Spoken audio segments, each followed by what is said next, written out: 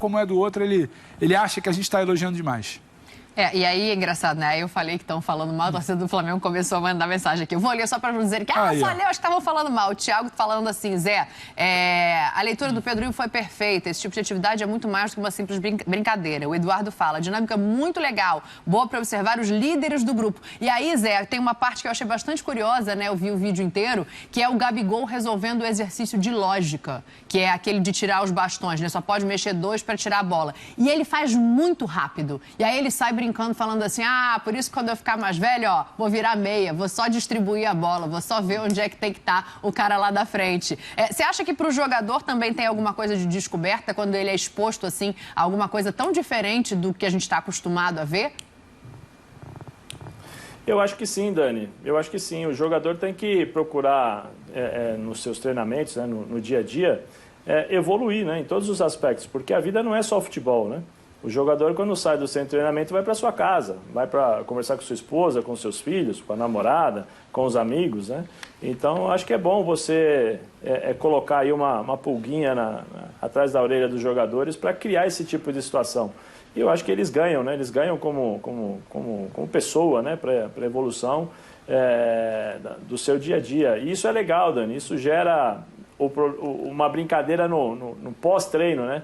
Na hora da comida, na hora do vestiário.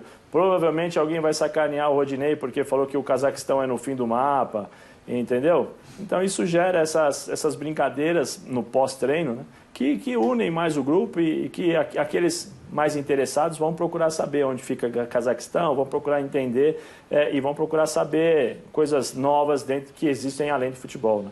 Eu tenho para mim que o Felipe Luiz, ele tá com o mapa até agora ali, vendo onde é que fica cada país. Agora, olha aqui, a gente viu o Michael ali com o Paulo Souza e é interessante a gente ver essa dinâmica, né, da relação que está sendo construída, ele à vontade, o Paulo à vontade, porque o Michael já avisou a diretoria que ele tem interesse em aceitar a proposta do Al Hilal. Sim. Né? Eu confundo Al Hilal e Al Ahly. O do Al Hilal tem aquela questão... É fácil também, né? Al Hilal e Al Ahly? Tem Al Ahly, tem 2 países. Não, Al Hilal, Al Hilal. Tá perdoada nessa. Eu acertei. E não dá mais para errar lado. Né? Não, aí não. Aqui, falando em lado, olha aqui os meus lados. Quem tá de cada lado, na esquerda tá o Cebolinha. Pra cá. Pra cá tá o Michael. Você olhou meia hora também pra ver.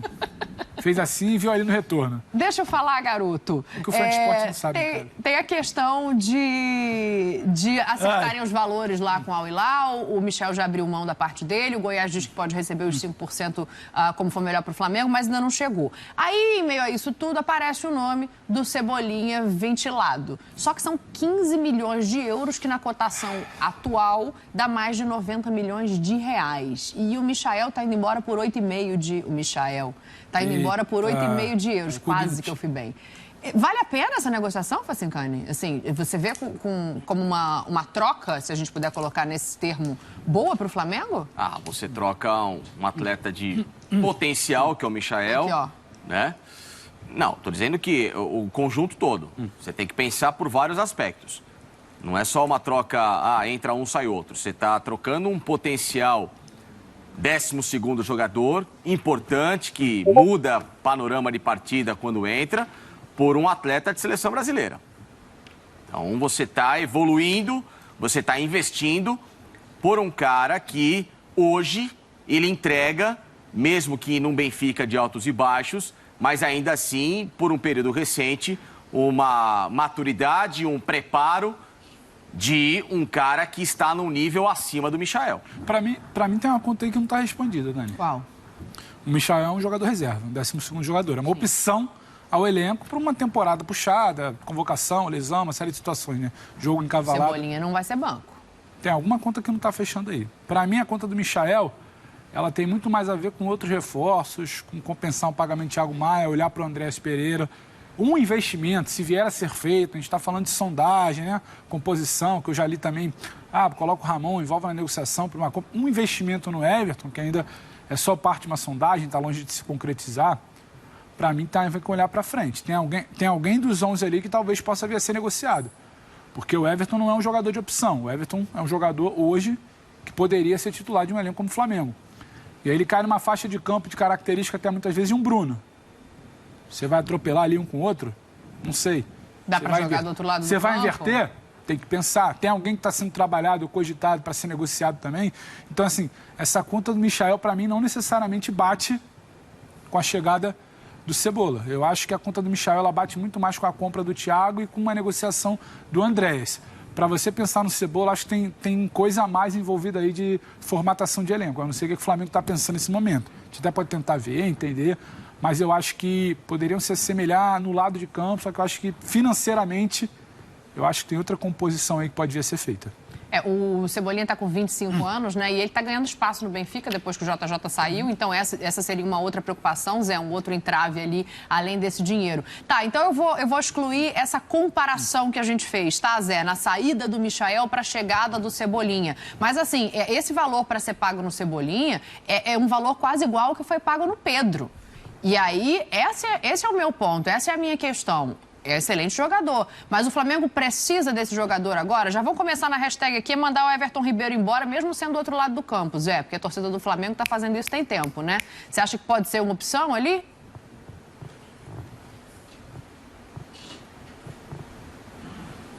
Ih, acho que Zé não me ouviu.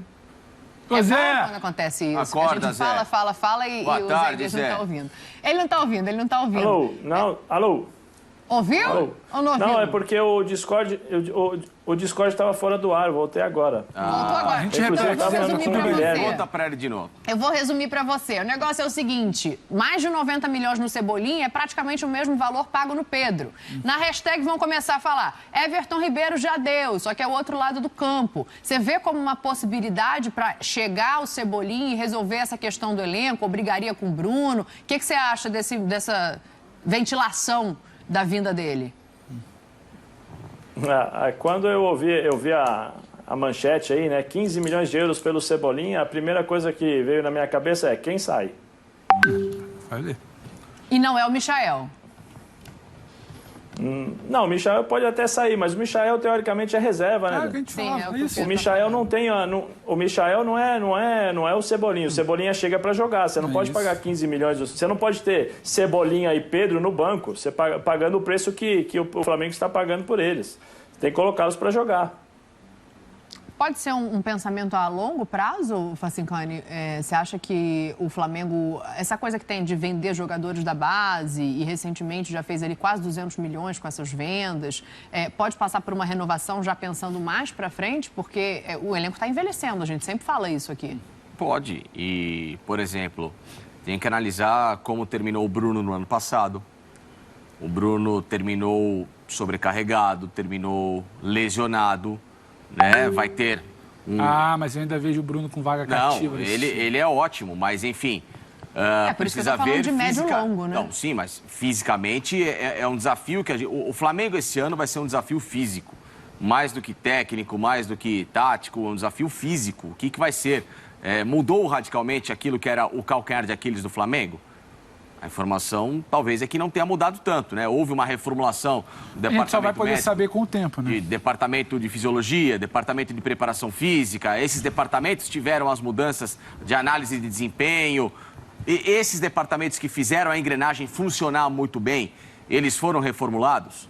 Sim, Então, por parte do Paulo. O Paulo traz fisiologista, preparação e analista. Aí é o que nós vamos analisar daqui para frente. Outros profissionais, se essa engrenagem de fato vai voltar a girar, como que vai ser o trabalho feito com esses caras, porque aí a gente vai ver se o Bruno vai estar no desempenho de 100% que esteve, e aí ele é um cara muito decisivo, se o Gabriel, se o Arrascaeta em especial, Felipe Luiz, esses caras que tiveram um ano muito mais, né, conturbado, no caso o 2021, em relação ao que se esperava de que eles repetissem em relação a 2020. Ou, no caso, 19, que era o principal. O Charles está revoltado aqui com a gente, está falando assim, para jogar para você. Claro que tem que contratar. O Flamengo vai fazer 9 jogos por mês até o fim do calendário. Convocação, contusão, tudo isso vai ser recorrente. Quem disse que o jogador caro tem que ser titular? Ele está bravo aqui, não vou nem ler a última frase. Da conta do Charles.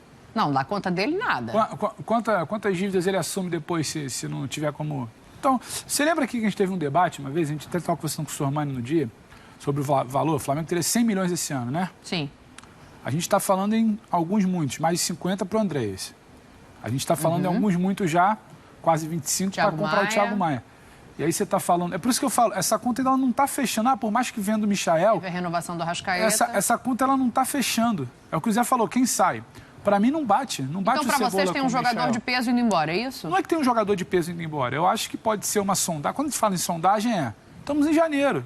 Fomos a Portugal. Os agentes que o Flamengo conversa são agentes ligados ao futebol português também. Som do Cebola. Quanto é que está o Cebola? Beleza.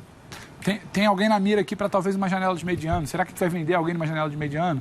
Será que a gente vai ter alguma proposta? Será que a gente corre o risco de perder alguém? Será que a gente já está na mira caso a gente perca alguém? Então, acho que é uma série de variáveis. Eu, particularmente, tudo que a gente sabe é sondagem, né? O Flamengo sondou para saber o preço. O Flamengo faz isso o tempo inteiro. O setor de scout do clube, o setor de mercado, ele trabalha. Mas a gente não tem que elogiar o planejamento? Você não está pensando Não, mas o planejamento eu acho ótimo. O planejamento eu acho ótimo. Não tem problema nenhum. Pode sondar todo mundo. Cebolinha, Dani, Facincanes, pode sondar todo mundo. A única coisa que eu acho é que essa conta não fecha de imediato para a saída do Michael. Entendeu? Eu não consigo enxergar que seja algo... o Cebolinha tá saindo, o Michael está saindo e está repondo com o Cebolinha. Eu queria analisar são as mesmas prateleiras de mercadorias ali, entendeu? Eu acho que o Cebola bate com o Bruno, com o Everton Ribeiro, entendeu? Com o Arrascaeta. Como é que vai sair? Com o Arrascaeta. Ou com uma outra situação ali de... O Felipe vai vir a ser agora, definitivamente, um terceiro zagueiro. Estão procurando uma composição pela esquerda diferente, porque eu quero usar o Bruno com o Gabriel, o Pedro com o Gabriel. Entendeu? Eu acho que tem uma conta muito maior que vai um pouco mais além do que exatamente a comparação inevitável. Não é que inevitável de momento que o Michael pode sair, o Everton seria sondado. Eu acho que a conta é diferente, como o Zé falou. Fala, Facinca, você ia dizer o quê? Você quer ver o quê? O Flamengo, ele tinha que olhar para um setor que é um pouco mais carente, na minha visão, mais preocupante, que é o setor que o Pedro colocou.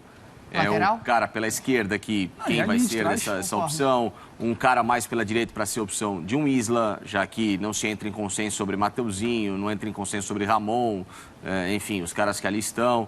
A zaga até do como Flamengo. Peça de troca. Então, qual é a avaliação que foi feita em relação ao Gustavo Henrique e Léo Pereira? O Léo pode sair, né? Então, o Léo teve claramente está no proposta. mercado, teve proposta, o Flamengo avaliou essa não. Então, claramente exatamente. Então, assim, quem o substituirá? Rodrigo Caio ainda é opção, é o 100% zagueiro, dá para confiar 100%, como está a situação dele. Então, assim, tem outros setores, uma opção ao Everton Ribeiro. Não é só você trazer um atacante para a vaga do Everton Ribeiro, por que não um meia que faz essa função pelo lado? Né? Como tentou se fazer com o Kennedy, foi embora, acabou não dando muito certo. Eu acho que é essa avaliação, talvez, para reforçar ainda mais o elenco, que já é forte, mas com opções imediatas de você trocar uma peça por outra, sem radicalmente mexer no sistema.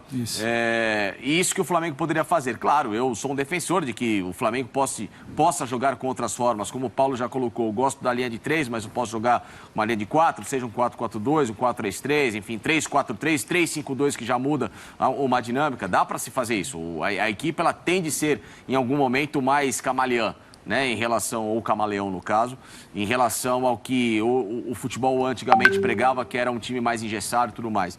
Mas o Flamengo tem outras prioridades além dessa posição. Você não olharia para essa posição agora, tá? Mas só para a gente fazer um exercício aqui com o que chega, né? Eu concordo com você, tá? Até porque o Ramon tá com uma lesão na coxa, deve se recuperar, óbvio, até a hora que o time titular for entrar em campo. Hoje os meninos jogam contra a Portuguesa na estreia do Campeonato Carioca. Aí é uma outra questão. Mas faz um exercício aqui comigo. Traz o Cebolinha para esse time hoje. Como é que você monta esse time, Zé? Eu tiraria o Everton Ribeiro e colocaria o Cebolinha. Invertendo o lado? Eu acho que essa seria invertendo o lado, dando liberdade, entendeu? Para você dar a possibilidade desses jogadores criarem situações. O Bruno com o Cebolinha, né? Porque você não pode fazer com que esses jogadores fiquem exclusivamente presos a uma posição somente, né? Eu acho que o Cebolinha tem um recurso que o Bruno não tem. O Bruno tem muita velocidade, então quando o Bruno tem um espaço para velocidade, dificilmente você encontra um jogador brasileiro para conseguir marcá-lo, né? Porque ele é muito rápido, passada larga, e com espaço é difícil de você encontrar ou chegar nele com a velocidade. O Cebolinha tem uma outra característica, ele tem os dribles curtos. Né? Então ele tem uma facilidade maior para fazer uma movimentação fechando por dentro para chegar no 1 contra, né? Fazer 1-2 com o centroavante. Eu acho que seria isso nesse primeiro momento.